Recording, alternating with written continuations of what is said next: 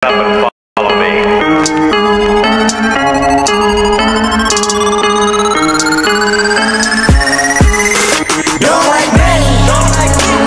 I don't give a shit like me.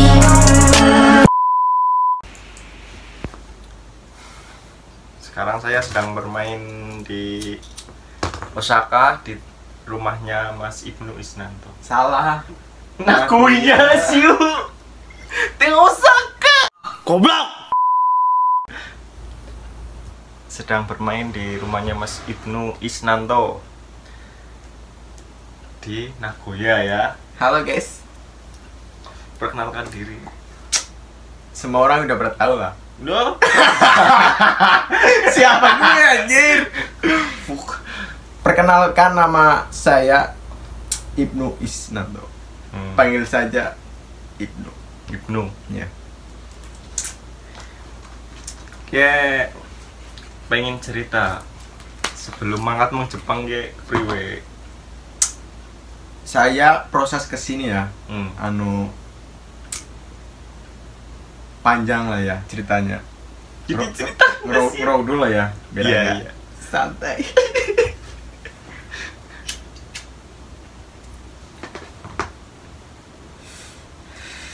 Saya pertama ya ikut seleksi di SMK saya ya. Pertama nyoba-nyoba, kan nggak tahu lah ya orang mau lulus SMK, tapi apa? Yang penting kita kerja dulu ya, gue. Kan di SMK saya ada BKK namanya ya, buat transfer apa? Buat mitra kerja gitu ya. Iya. Terus apa namanya? Nyoba masuk. Nah, alhamdulillah saya keterima. Itu juga prosesnya panjang, ada seleksi matematika, fisik, terus apalagi bahasa. Alhamdulillah saya keterima. Terus dari situ masuk ke pelatihan sekolah 4 bulan apa ya, kalau nggak salah 4 bulan. Di situ masih sekolah terus, bahasa, tes fisik. Pelatihannya udah kayak mau jadi tentara.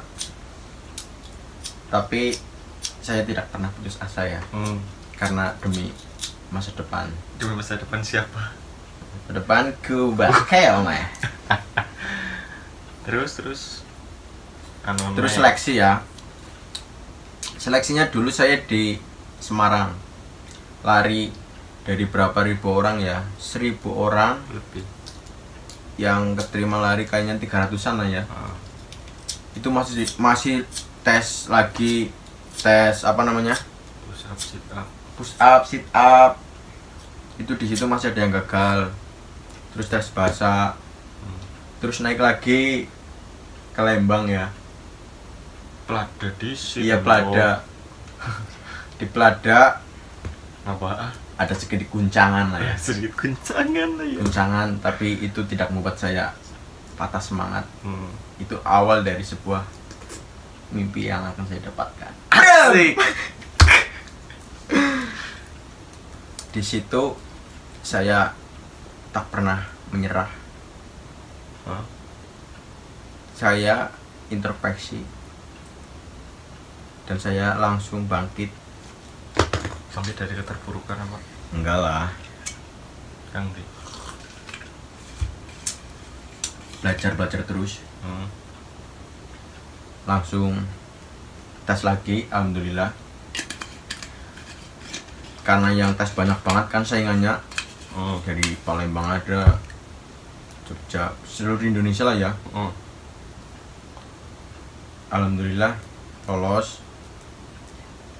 Dan paling sakit menurut saya ya, pelatihan yang paling susah itu di Lembang ya.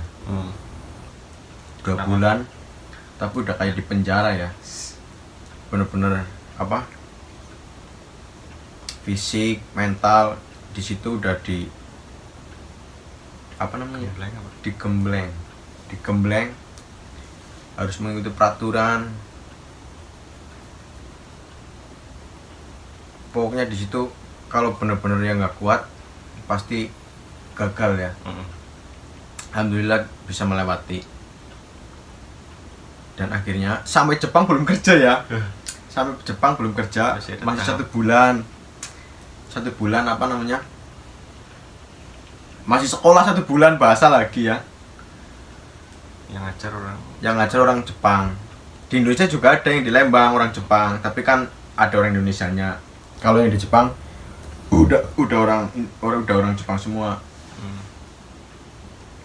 1 bulan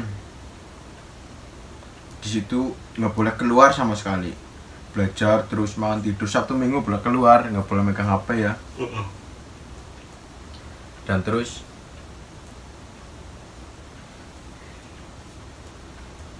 banyak banget pengalaman lah yang didapat. Dan terus sampai Jepang apa selesai, terus ke perusahaan, dijemput oleh bos, sama bos perkenalan diri. Jimeste, watashi no namae wa Ibnu desu. Tidak bekerja yoroshiku onegaishimasu. Itulah ya intinya.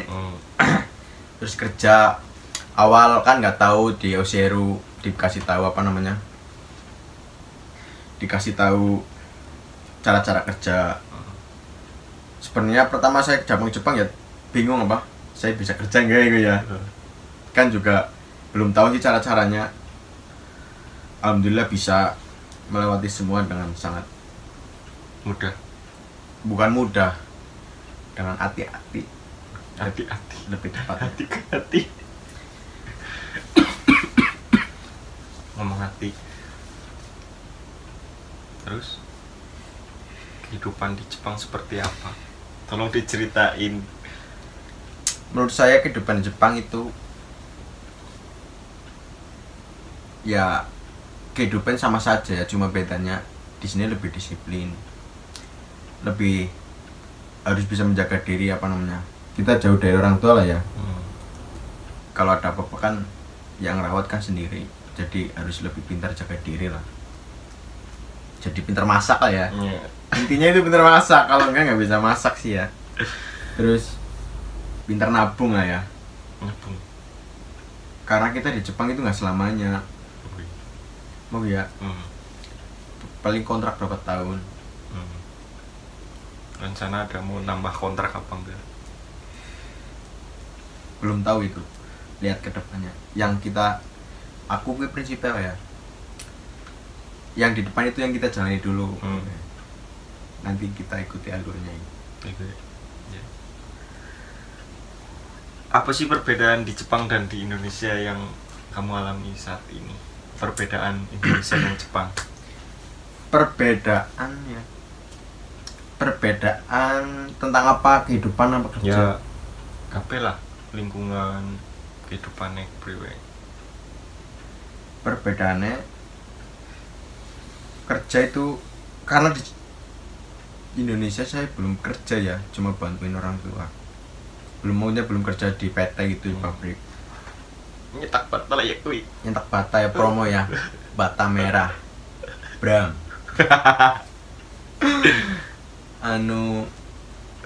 Teliti ya. Orang Jepang itu teliti. Menurut saya tapi. Terus Disiplin, teliti, kerja keras, tepat waktu.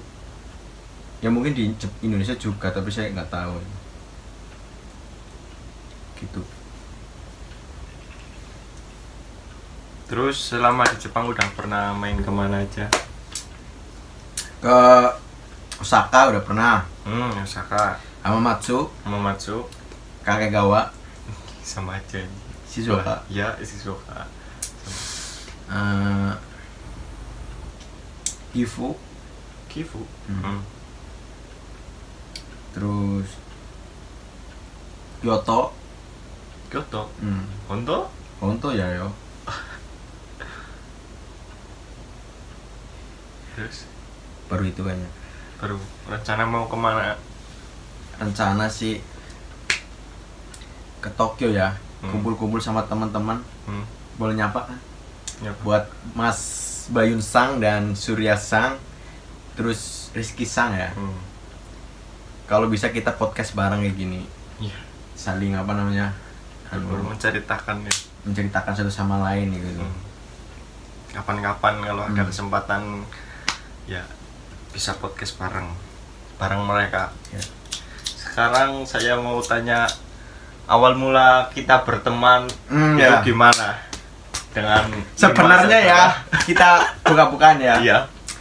Dulu saya se-SMK sama Samsul Sang ya. Ah. Ya kenal tapi nggak Nggak deket. deket ya. Cuma sekedar kenal. Oh orang Oh, itu. itu. Si anjay. Terus Cuma sekedar saling nyapa juga jarang ya. jarang. Cuma oh orang itu Oh, ya orang iya. itu cuma kenal. Nah gara-gara ke Jepang ini jadi akrab. akrab. Jadi akrab jadi kayak saudara. Nggak mau apa bareng susah. Seneng bareng gitu. Gitu. Ya. Apalagi kalau kelas meeting kan dulu apa namanya? Kelas meeting kan ada perlombaan sepak bola, ya. antar kelas rame. Ya bukan musuh namanya meramaikan lah ya antar kelas sih gue. Dia sering lawan kelas saya, TP2. tapi kan tau lah Iyalah. kapasitasnya. Kapasitas orang. Si anjay. Laki-laki di kelas gua kan masih bisa dihitung. Tapi kan kamu gabung. Itu apa namanya? Itu tim semua lah. Budi, Agus, kipernya. Tapi kan masih kapasitasnya masih beda level aja. Iya. Pemain Buat berarti. main buat asik-asik aja sebenarnya. Terus Awal kenalnya Tuh. sedekat atau gimana ya? ya Kang pertama kurung ngerti sadar ngerti ya kayak Ibnu kayak Nyong ya Ki Surya kayak Bayun kan men. Kalau sama Bayun ya sama. Kalau Bayun udah pernah main bareng di kampung. Ya belum akrab cuma Iya. sekedar kenal ya. Hmm. Sebenarnya saya kemarin dikirim foto sama Bayun ya. Pas foto masih alay gitu. Sekarang juga masih alay ya. Ya. Pakai banget nih. Pakai banget lagi anjay. Terus ya kayak gini lah, gara-gara ke Jepang jadi lebih akrab, kayak udah kayak saudara sendiri. Sama Rizky juga sekedar kenal. Kan dulu saya sama Surya sering banget berangkat sekolah bareng ya. Dia kan pakai R15. Si anjay we. Saya kan makan beat. Ampun ya. Terus Sedih banget. Terus kenapa kan banyak teman lain, kenapa sekarang cuma yang bisa kumpul itu cuma kadang berlima? Maksudnya Ya kan dulu teman-teman dari apa sih di Indonesia kan yang ikut seleksi Oh. orang. Kenapa yang bisa kumpul cuma 5 orang gitu, yang apakah mungkin karena jauh lah ya. Kita kan di sini tempatnya nggak ada yang sama kan, jauh-jauh. Mungkin yang lain pada nggak bisa. Nah yang kita berlima itu yang paling bisa gitu. Kita usahain bisa gitu ya. Ya karena sekarang kita berdua ya, yang lain masih ada yang kerja, liburnya udah kemarin gitu. Sebenarnya pada kepengen, cuma waktunya yang nggak ada. ya kayak gitulah kerja di Jepang ya, perbedaan jam kerja. Gimana ceritanya kayak sing pertama kenal? Menurut kamu apa ya? Titik, kamu pernah nggak ngerasain titik terendah di hidupmu pas waktu lagi apa? Berarti pertanyaan selanjutnya gitu ya. Iya. Pertanyaan selanjutnya, Ini pertanyaan saya buat kamu loh. maring. Ya nggak apa-apa. Saya nanya ke kamu ya. Kamu pernah nggak Lu pernah nggak? Honor yang boy. Lu pernah nggak momen di hidupmu titik terendah gitu? Maksudnya Terendah. maunya udah titik terendah, ngerti lah maksudnya. Ya masalah gila ya. Ya terserah masalah cinta, masalah apa ya kan, masalah ke Jepang ya kan. Terserah, titik terendah kan misal kayaknya udah titik terendah tapi kamu terus bangkit ya. Oh, Gitu maksudnya. ya titik terendah ini aku apa kan? Kamu. Oh, aku. Titik terendah ya pas apa sih ya? Masalah percintaan kayaknya. Terus bener-bener gawe down. Terus Gawe down kepriwe sih?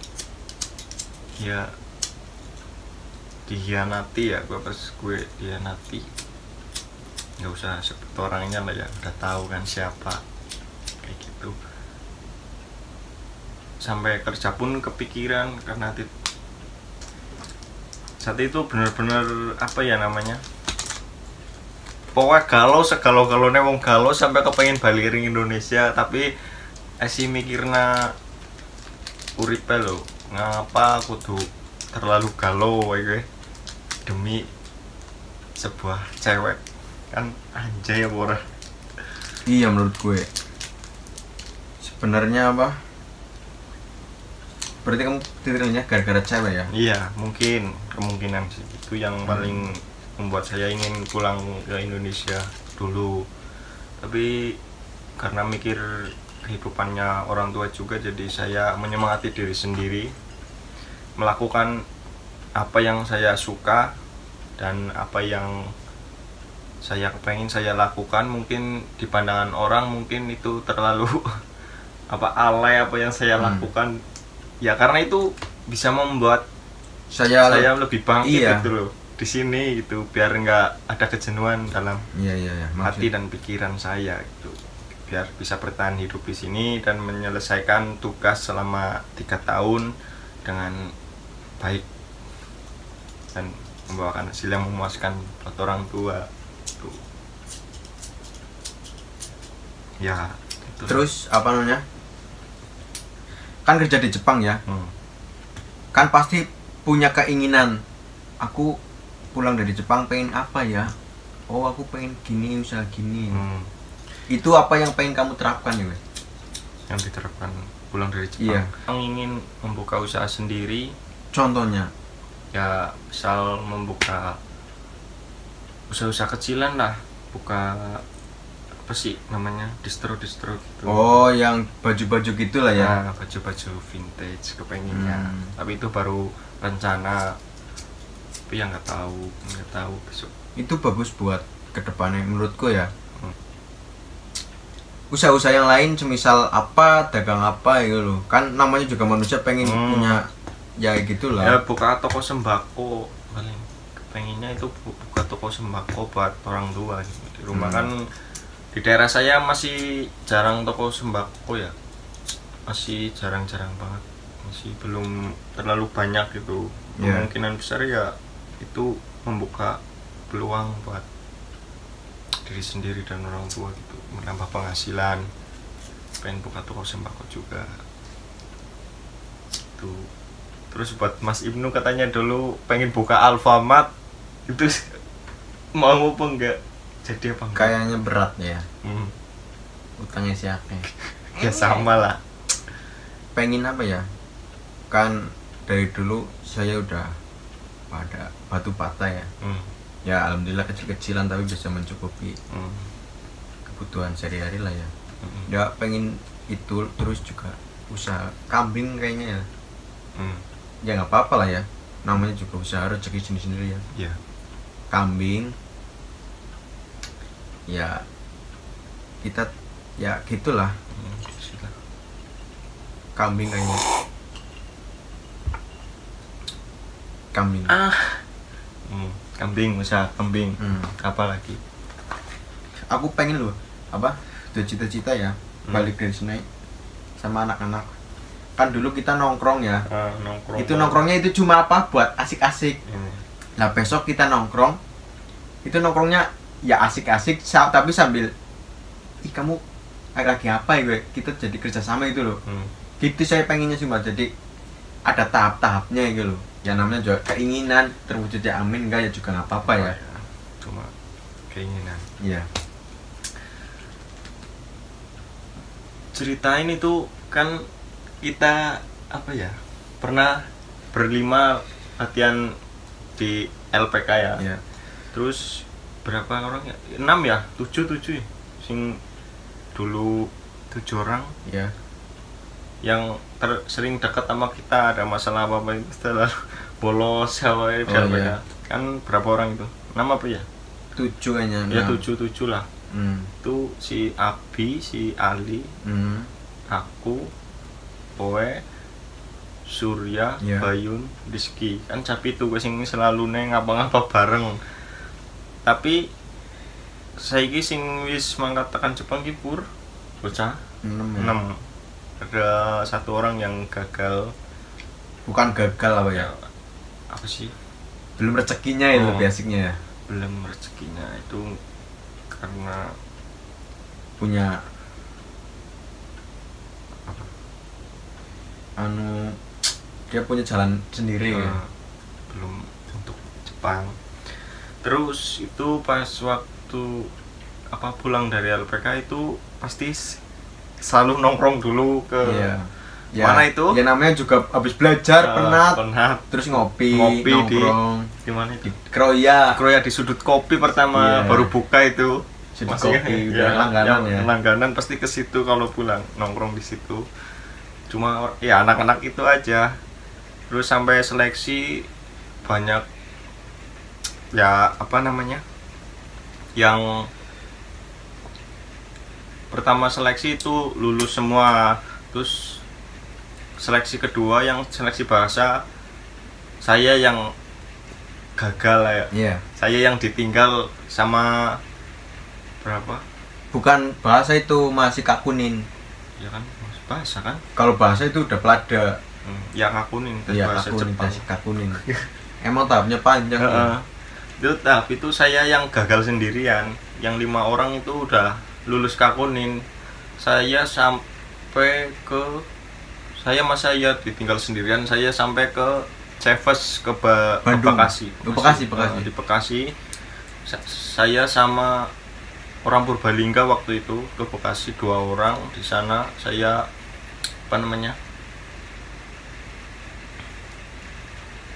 seleksi kakunin sampai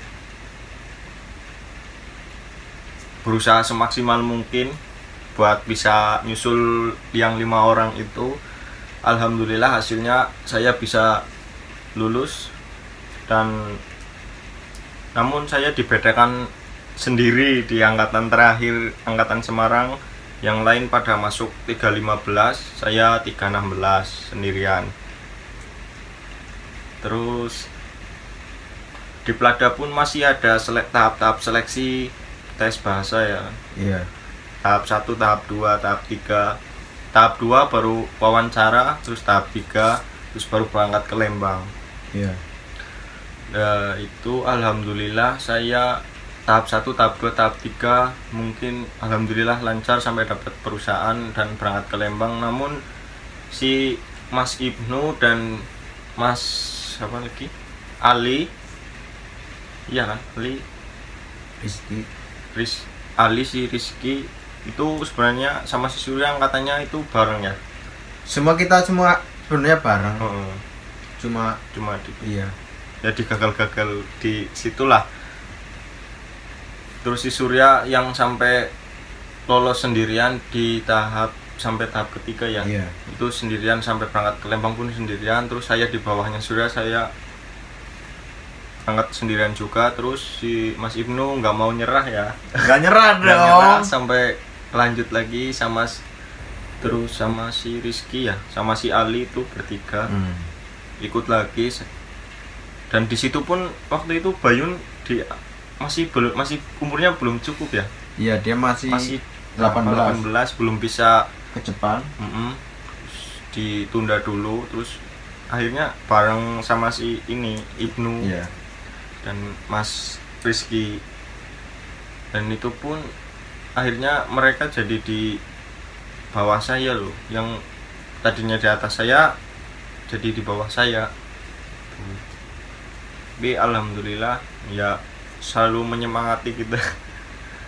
Kamu jangan selalu memberi support lah, Saling menyemangati satu sama lain lah ya. Saling Karena menyemangati. kita itu dari nol bareng dan pengen di sini juga bisa bareng, dan akhirnya sampaian alhamdulillah. Saling bantu. Dia cuma satu orang itu doang ya yang masih di rumah. Mungkin ya selanjutnya cerita di lain waktu lagi biar bareng-bareng lah ya. Bareng ya. Bisa berlima, kan lebih asik ngobrolnya, asik. lebih tahu sama satu lain ya. Mungkin kurang lebihnya ya mohon Ditunggu maaf. Surya buat Sam, si Surya, Rizky, Rizky, Bayun, Ali dan udah ya 4 orang itu. 4 orang itu kita bisa duduk Insya Allah bersama lah ya. bisa duduk bersama. Amin. Amin. Bisa kumpul bareng. Dan semoga corona cepat hilang ya. Hilang. Biar yang di Indonesia mau ke Jepang juga bisa. Terus yang di Indonesia juga mudah bekerja ya. Iya. Sama-sama saling mendoakan ya. Saling mendoakan. Stay safe. Tetap di rumah aja, patuhi protokol. Ini jangan lupa divaksin. Saya pun belum divaksin. Saya udah divaksin kemarin. Gimana rasanya? Rasanya pas disuntiknya nggak sakit tapi malamnya lemes ngantuk. Lemes. Iya, efeknya gitu. Efeknya. Ya, sekian podcast dari kami berdua. Mungkin lain waktu bisa sama yang teman-teman yang lain ya. Iya. Ditunggu. Semoga bisa. See you. Kurang nyali so fuck off. Gua gak pernah peduli.